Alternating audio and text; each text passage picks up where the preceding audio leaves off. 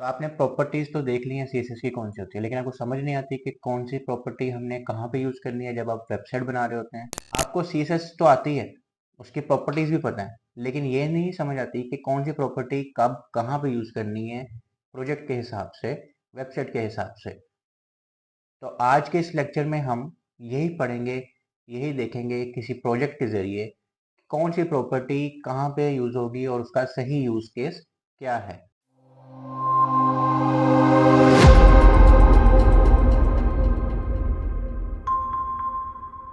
अस्सलाम वालेकुम, मैं हूं मोहम्मद इस्माइल और आप देख रहे हैं स्मैश कोड। जैसा कि हमने एडवांस मॉड्यूल शुरू किया हुआ है सीएसएस का, ठीक है, तो उसके अंदर हमने फ्लेक्स बॉक्स पढ़ लिया है। तो आज से हम एक और इसमें इम्प्लीमेंटेशन कर रहे हैं। आपके कमेंट्स भी काफ़ी सारे आए थे और हमारा भी प्लान था कि हम प्रोजेक्ट्स भी करवाएंगे। तो आज से हम ये पहला प्रोजेक्ट शुरू करेंगे फ्लेक्स बॉक्स का, और इसकी सीरीज ऐसे होगी कि हम एक टॉपिक किया करेंगे। जैसे हमने एडवांस से शुरू की हुई है, तो पहला टॉपिक था फ्लेक्स बॉक्स। जब ये टॉपिक खत्म होगा तो मैं आपको एक असाइनमेंट दूंगा एज अ प्रोजेक्ट, आप वो बना लेंगे, ठीक है। अदरवाइज अगले वीक वही असाइनमेंट मैं आपको लाइव वीडियो में बना के दिखाऊंगा, ठीक है। तो आज हम फ्लेक्स बॉक्स के टॉपिक के ऊपर एक प्रोजेक्ट करेंगे और समझेंगे कि फ्लेक्स बॉक्स से हम एक पेज कैसे रिस्पॉन्सिव बना सकते हैं, मोबाइल के लिए, टैबलेट के लिए और अपने डेस्कटॉप या लैपटॉप के लिए। तो आइए मेरे साथ शुरू करें और रिस्पॉन्सिव फ्लेक्स बॉक्स यूज करना सीखें। आज के इस लेक्चर में फ्लेक्स बॉक्स का कोई प्रोजेक्ट करना है, ठीक है। और ये मॉड्यूल 2 में हम इस दफ़ा इंशाल्लाह जब भी कोई लेक्चर कंप्लीट करेंगे, यानी जब भी कोई टॉपिक कंप्लीट करेंगे, एडवांस सीएसएस का जैसे चल रहा है, फ्लेक्स बॉक्स हमने कंप्लीट कर लिया पूरा टॉपिक। तो जैसे ही वो टॉपिक कंप्लीट होगा हम उसका छोटा सा एक प्रोजेक्ट भी करेंगे, जो सबसे पहले आपको असाइनमेंट मिलेगी और उसके नेक्स्ट वीक मैं वो खुद भी करके दिखाऊंगा। अच्छा जी, हमने एक फ्लेक्स बॉक्स से रिस्पॉन्सिव डैशबोर्ड प्रोजेक्ट करना है, जो कि कुछ इस तरह का दिखेगा, ठीक है। जैसे आप देख सकते हैं कि लेफ्ट साइड पे इसमें मेन्यू है और राइट साइड पे हमारे पास 4 किस्म के विजेट्स हैं ये डेस्कटॉप स्क्रीन में। और अगर यही चीज़ हम टैबलेट स्क्रीन में देखें तो वो उसमें भी अच्छे से बनी हुई है और मोबाइल व्यू में भी बहुत अच्छे से बनी हुई है। और ये रिस्पॉन्सिव डैशबोर्ड है, ठीक है। यानी अगर आप देखेंगे तीनों स्क्रीन में 3 ही स्टैंडर्ड साइज होते हैं, तीनों स्क्रीन में ये बहुत अच्छा परफॉर्म कर रही है, ख़राब नहीं हो रहा हमारा डैशबोर्ड, ठीक है। तो ये आपकी असाइनमेंट है, यहीं पे वीडियो पॉज करें और इसको ज़रा बना के देखें कि आपसे बनती है या नहीं बनती। और अगर नहीं बनती तो आगे मैं बना के दिखा ही रहा हूँ, तो आप वहाँ से अपनी गलतियाँ भी देख सकते हैं और इसको अपने हिसाब से सेट भी कर सकते हैं। इसकी थोड़ी सी रिक्वायरमेंट्स भी मैं आपको बता देता हूँ कि जो फ्लेक्स बॉक्स की प्रॉपर्टीज़ यूज़ करके हमने रिस्पॉन्सिव डैशबोर्ड बनाना है, उसमें क्या क्या होगा। एक साइड बार होगा जो कि लेफ्ट साइड पे होगा, उसके अंदर मेन्यू आइटम्स होंगे जो कि वर्टिकली लिस्टेड होंगे। और मेन एरिया जो हमारा होगा उसमें सारी वर्क स्पेस यूज होगी with the header, footer and visits, ठीक है। और जो विजिट्स होंगे वो अपनी जो साइज़ है वो एडजस्ट करते रहेंगे डिफरेंट स्क्रीन साइज से। अगर वो डेस्कटॉप में है तो वो देखें इस तरह के शो होंगे, ठीक है। अगर टैबलेट में है तो इस तरह के शो होंगे और मोबाइल डिवाइसेस में इस तरह के। तो ये हमारी रिक्वायरमेंट्स हैं, ठीक है। तो आप ज़रा अपनी तरफ से ट्राई करने के, ये आपसे बनता है या नहीं बनता, और अगर नहीं बनता तो हम आगे शुरू करते हैं इसको बनाना। ओके जी, उम्मीद है आप लोगों से ये बन गया होगा। पर अगर नहीं बना या बना है फिर भी इसको देखें, ताकि आपको पता चले कि आपने कोई गलती की है या नहीं की, या सही से बन गया था, या अगर कोई कन्फ्यूजन रह गई तो वो आपकी इसी वीडियो में क्लियर हो जाएगी। अच्छा जी, सबसे पहले जो हमारा स्टेप 1 है कि हमने फाइल्स सेटअप करनी है। क्या क्या करना है, 2 फाइल्स बनानी है, एक इंडेक्स की HTML की और एक स्टाइल CSS के नाम से या किसी भी CSS के नाम से फाइल बनानी है, और CSS फाइल को HTML में लिंक कर देना, ठीक है। इसको हम करते हैं। सबसे पहले मैंने एक नया प्रोजेक्ट बनाया हुआ है फ्लेक्सबॉक्स एडवांस CSS के नाम से, ठीक है। इसमें हम एक न्यू फाइल बनाते हैं index.html के नाम से, और इसको हम स्टार्ट कर देते हैं, ठीक है। हो गया रिस्पॉन्सिव डैशबोर्ड, ओके हो गया। और यहाँ पे हम लिख देते हैं हेलो जस्ट फॉर टेस्टिंग। एक और हम फाइल बनाते हैं जी style.css के नाम से, ठीक है।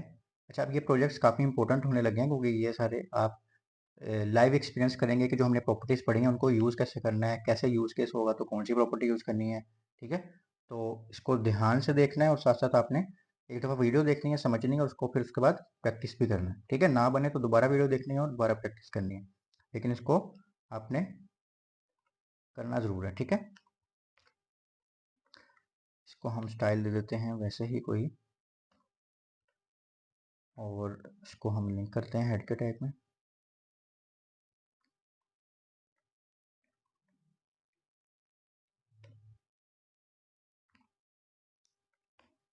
और अब हम देखते हैं कि हमारी फाइल लिंक हो गई है या नहीं हुई, ठीक है। इसको हम खोलते हैं।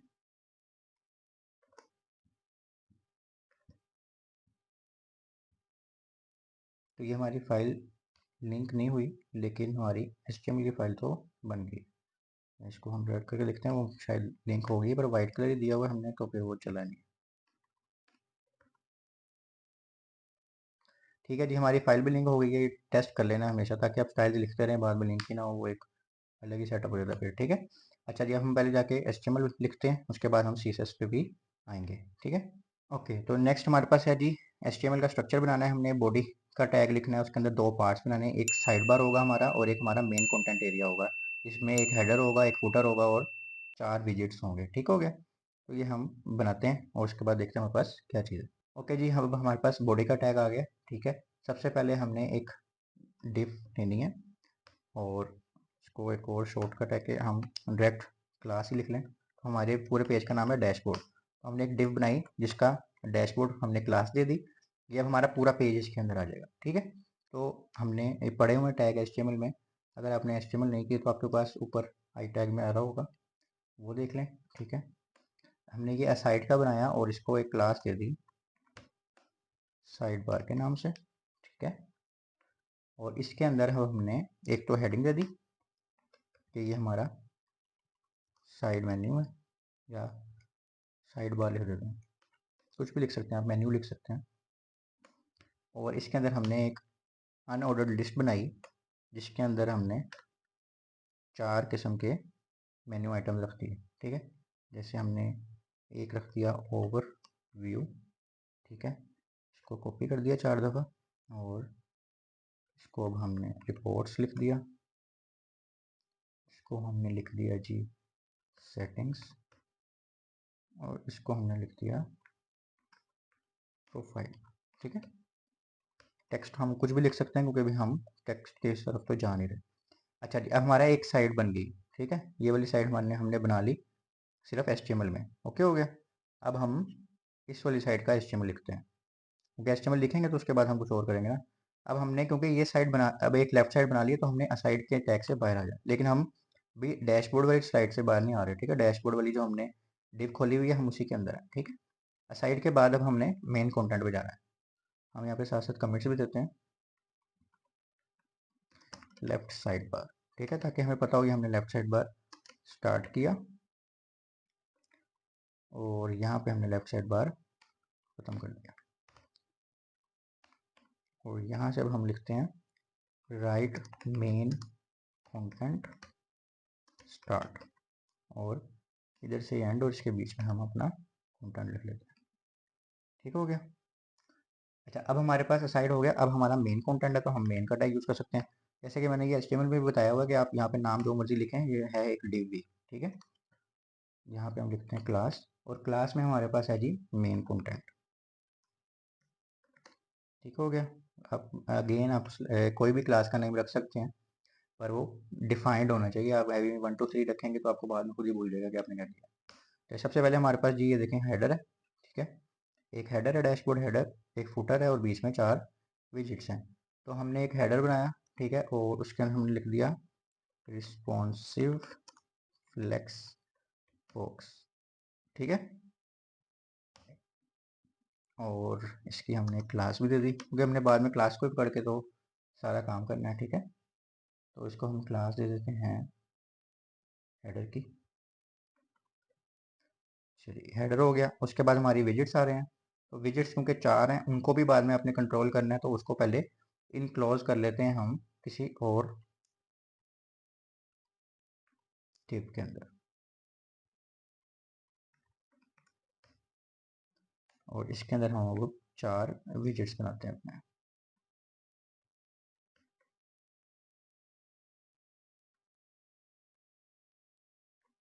ये हमारे 4 विजिट्स हो गए। इसके अंदर हम लिख देते हैं जी विजिट 1,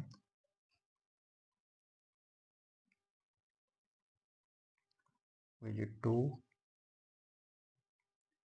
विजिट 3, विजिट 4। ठीक हो गया, ये हमारे HTML ये भी पूरी होगी। इसके बाद हमारे पास सिर्फ एक चीज़ रह जाती है, हमारा फुटर। ठीक है, ये हमारी, अच्छा ये देखें, अब ये वाली डिव ये बंद हो रही है। यहाँ पे मेन के अंदर ही हमारा फुटर है ना, तो हमने फुटर बना देना। ठीक है, और इसमें लिख देते हैं डैशबोर्ड फुटर, और इसमें हम क्लास दे देते हैं फुटर की। तो ये हमारी HTML तो सारी डन हो गई। हम इसको देखते हैं, ये देखिए जी, ये हमारा हेडर आ गया, ये हमारे 4 विजिट्स और ये हमारा फुटर। लेकिन अभी हमने इसको इसमें कन्वर्ट करना है, तो दिखेगा, बने रहिएगा ताकि आपको पता चले कि हमने इसको कैसे कन्वर्ट कर लेना है 1 सेकंड में। अच्छा जी, अब हमारे पास ये हमारा स्टेप पूरा हो गया। हम देखते हैं नेक्स्ट हमारे पास क्या है। स्टेप 3 है हमारे पास, design the layout with flex box. यानी अब हमने फ्लेक्स बॉक्स यूज़ करना शुरू करना है, और डैशबोर्ड जो हमने बनाया है उसको फ्लेक्स बॉक्स देना है। फिर हमने साइड बार को फ्लेक्स डायरेक्शन से कॉलम दे के उसको वर्टिकली अलाइन कर देना है, और विड्थ वगैरह बैकग्राउंड वगैरह दे के उसको सेट कर देना है। यानी साइड बार को हमने इसमें स्टेप में सेट कर देना है। ओके, तो सबसे पहले यहाँ पर हमारे पास ये यूनिवर्सल सिलेक्टर है, इससे पूरा पेज यानी कि सिलेक्ट हो जाता है। हम पहले सबको दे देते हैं मार्जिन 0, ताकि किसी को कोई मार्जिन ना मिले, हम जो अपने हिसाब से देनी चाहते हो वही दें, ना मार्जिन मिले ना पैडिंग मिले। और बॉक्स साइजिंग हम दे देते हैं जी बॉर्डर बॉक्स। ठीक हो गया, ओके, हमने बॉक्स बनाने हैं। अच्छा, सबसे पहले हम अब लेंगे डैशबोर्ड की क्लास। ठीक है, और डैशबोर्ड से मुराद ये है कि हमारा पूरा पेज ये वाली। ठीक है, डैशबोर्ड की क्लास लेके हम उसको डिस्प्ले दे देंगे फ्लेक्स, क्योंकि हमने उसको फ्लेक्स बनाना है। ठीक है,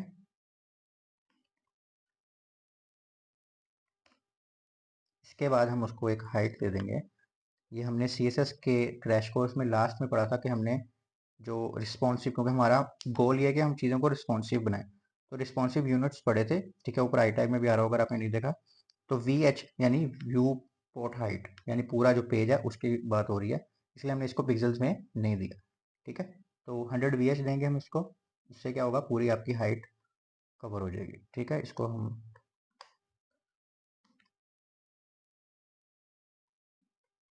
कमेंट भी दे देते हैं ताकि आपको आइडिया हो जाए।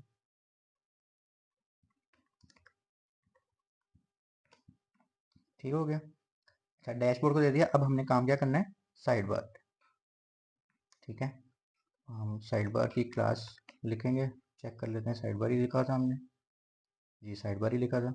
अब हमने इसको सेट करना है, तो हम सबसे पहले, अब ये फ्लेक्स आइटम है हमारे हिसाब से। ठीक है, तो अब हम उसको फ्लेक्स की प्रॉपर्टीज देना शुरू कर देंगे। फ्लेक्स आइटम की जो प्रॉपर्टीज हमने लेक्चर में पढ़ी थी, सबसे पहले हम उसको कहेंगे कि हमने ग्रो भी नहीं करना, श्रिंक भी नहीं करना, लेकिन वो पूरे पेज का 15% ले ले। ठीक है, हम इसको पिक्सल्स में भी दे सकते थे, क्योंकि पर हमने रिस्पॉन्सिव करना है तो हम 15% देंगे। तो वो जितना भी बड़ा पेज होगा उसका 15% ही लेगा।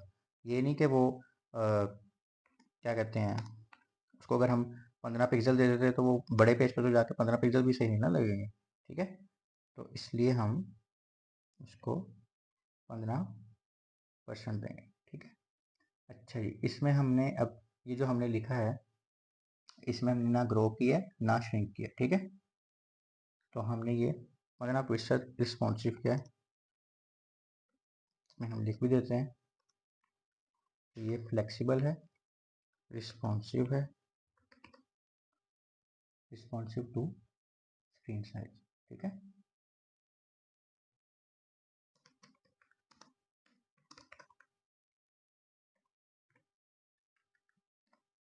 अच्छा, इसके बाद हमारे पास है जी, एक सेकेंड,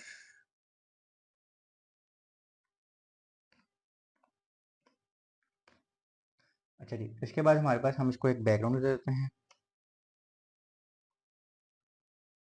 इसको हम ब्लैक दे देते हैं बैकग्राउंड, और इसका अपना कलर दे देते हैं हम वाइट। ठीक है, और क्योंकि डिस्प्ले फ्लेक्सी है,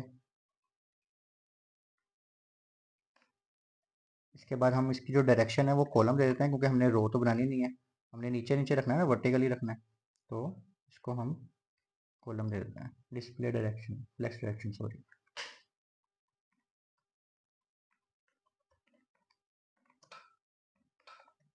ठीक हो गया। फ्लेक्स प्रोटेक्शन कॉलम दे दिया हमने और हम इसको देखते हैं हमारे पास क्या बन गया। तो ये हमारा एक रफ सा साइड बार बन गया।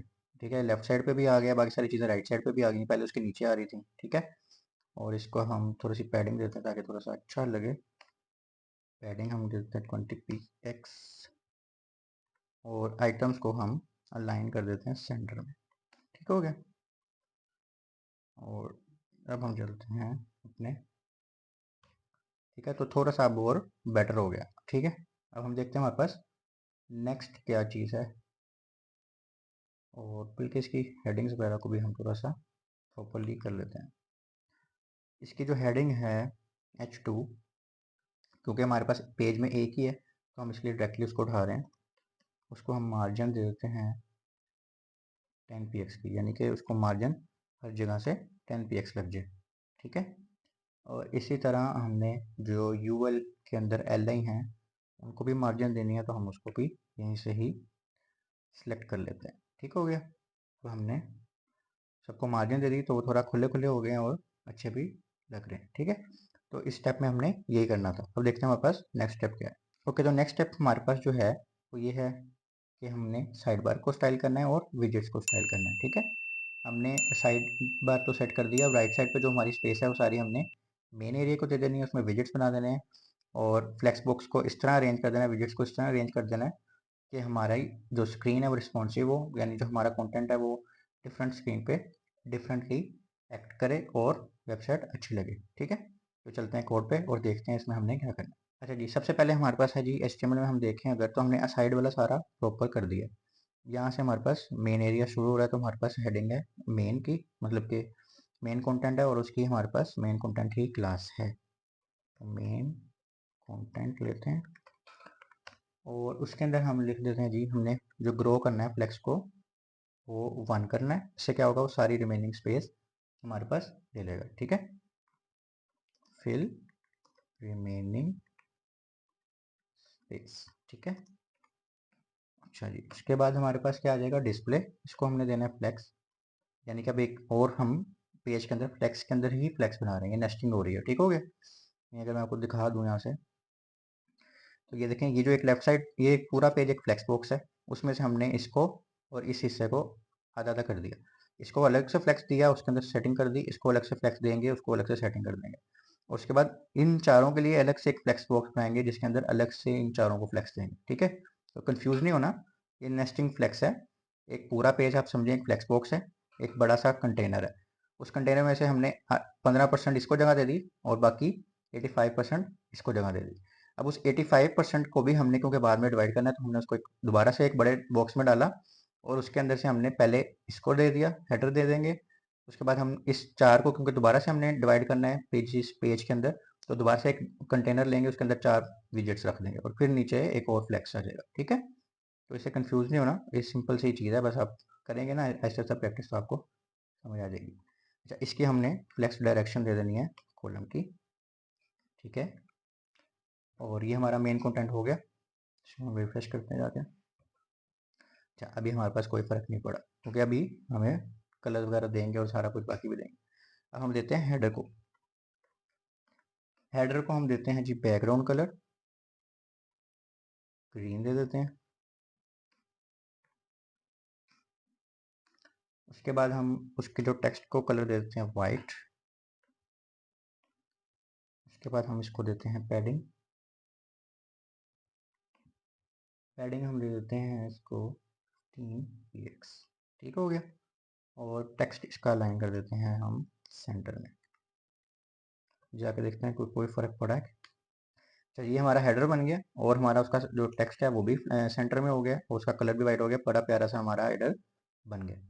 ठीक है, अब हम चलते हैं अपने विजेट्स के ऊपर। ठीक है, जो हमने 4 बॉक्सेस बनाने हैं, जो हमारा मेन काम है उसके ऊपर चलते हैं। विजेट्स कंटेनर की हमने एक बड़ा बॉक्स बनाया हुआ, तो हमने पहले उसको फ्लेक्स बनाना है। ठीक है, और उसके अंदर जो 4 फ्लेक्स बॉक्स की आइटम्स होंगी। ठीक है, यानी एक बड़ा सा बॉक्स, उसके अंदर 4 छोटी छोटी आइटम्स। तो हमने ये बॉक्स बना दिया, उसको फ्लेक्स बॉक्स बना दिया। ठीक है, अब क्योंकि हमने इसको रिस्पॉन्सिव बनाना है तो हम उसमें रैप की प्रॉपर्टी यूज़ करेंगे, ताकि अगर उसके पास स्पेस कम हो तो उसके हिसाब से एडजस्ट करता रहे ये ना हो कि वो उसी जगह पे रहे या उसको क्रैश करे। ठीक है, तो फ्लेक्स रैप की प्रॉपर्टी को हम यूज़ करेंगे ताकि हम इसको रैप कर सकें। Allow to shift on second row if there is less space. ठीक है जी, फ्लेक्स रैप दे दिया और हम इसको गैप की प्रॉपर्टी जो कि शॉर्ट हैंड रूल है, किस चीज़ का शॉर्ट हैंड रूल है ये आप मुझे कमेंट्स में बताएंगे। ठीक है, वो दे दी ताकि हमारी जो गैप है ये चलें, इसको पहले हम देखते हैं हमारे पास क्या बना है। ये देखें, विजिट 1 विजिट 2 विजिट 3 पहले एक लाइन में नीचे नीचे आ रहे थे, अब हमने उनको कॉलम वो बना दिया कॉलम।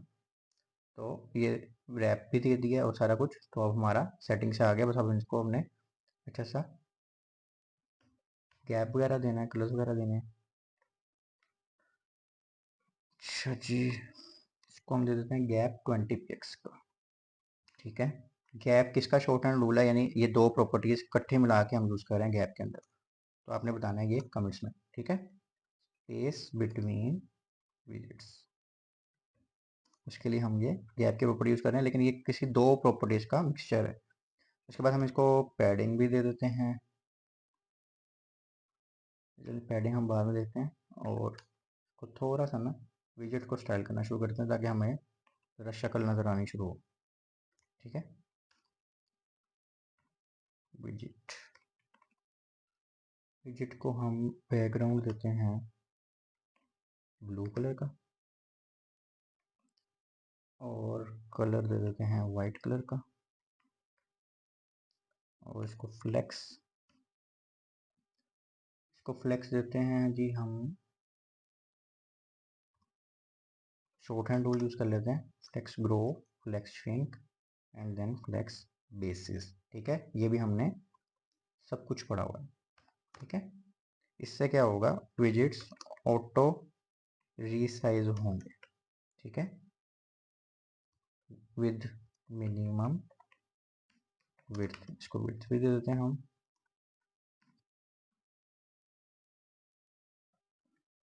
और ये देखें, ठीक है, जितनी भी इसको मिनिमम विड्थ देंगे उस हिसाब से ये रीसाइज होता जाएगा। ठीक है, और इनको एक बॉर्डर रेडियस भी दे देते हैं 8 px का। इससे क्या होगा हमारे जो बॉर्डर्स हैं वो राउंड हो जाएंगे। ठीक है, ज़रा आप शक्ल देखते हैं क्या बनी है। तो ये हमारे चार देखें ब्लॉक्स बन गए। ठीक है, अब इसको हम लेके चलते हैं बाकी वापस, जो हमारा फ्लेक्स बॉक्स था उसको कंप्लीट करते हैं। ठीक है, अच्छा हमने गैप कर लिया था। ठीक है, गैप के बाद हम उसको थोड़ी सी पैडिंग वगैरह देते हैं, उसको हम पैडिंग दे देते हैं 20 पिक्सल्स की। और उसके बाद हम उसको कहते हैं ग्रो की प्रॉपर्टी लगे और वो 1। इससे क्या होगा कि विजिट्स जो ज़्यादा स्पेस अगर पड़ी होगी उसको भी फिल कर लेंगे। ठीक है, use extra space visits will use. ठीक है,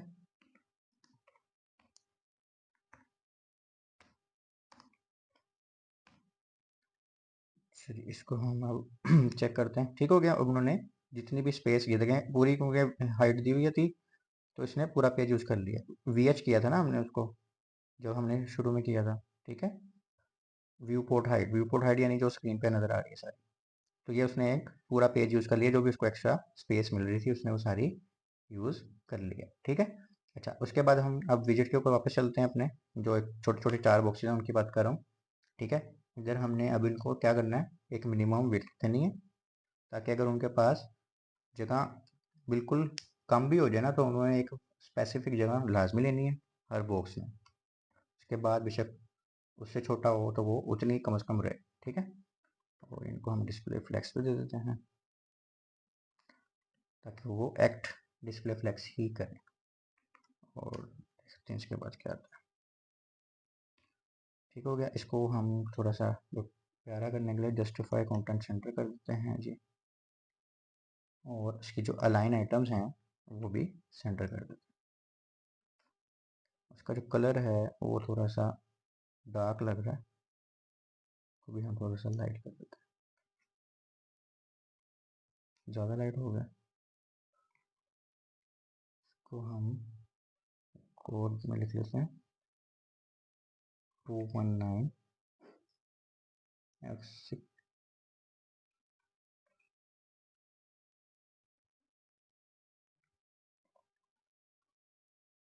एक हेक्सा कोड है कलर का ही, ठीक है, थोड़ा सा लाइट है। ठीक है, तो हमारा विजेट भी बन गया, हमारे विजेट्स भी बन गए, ठीक है, सारा कुछ ऑलमोस्ट हो गया। अब हमने ये जो मिनिमम विड्थ दी हुई है इसका मैंने बता दिया ना, ताकि वो ज़्यादा स्मॉल भी ना हो। ठीक है, इसको हमने देना है फुटर को सिर्फ स्टाइल्स, और हमारा ये पेज रेडी। हम फुटर की देखते हैं, बैकग्राउंड, सॉरी स्पेस चेंज हो गई है,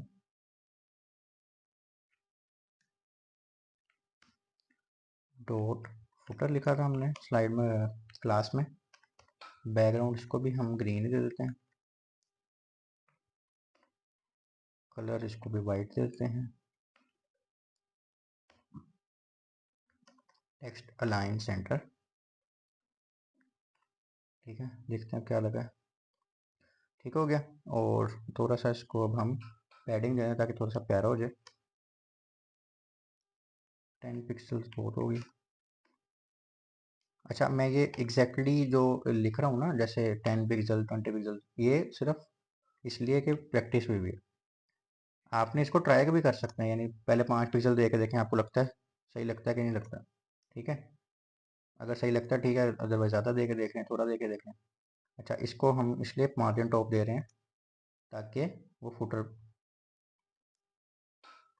बॉटम पे ही रहे। ठीक है, ऊपर ना आ जाए।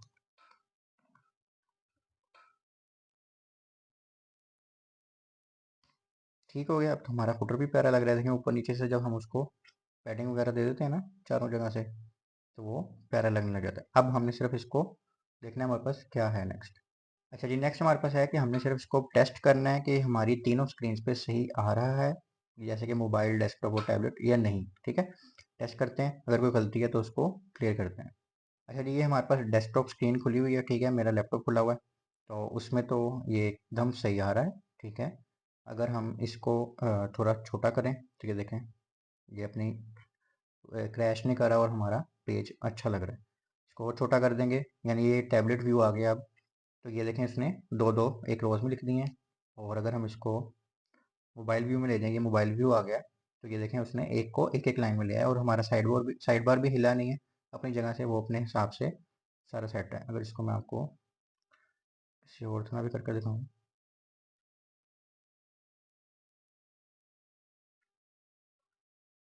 इसको अब हम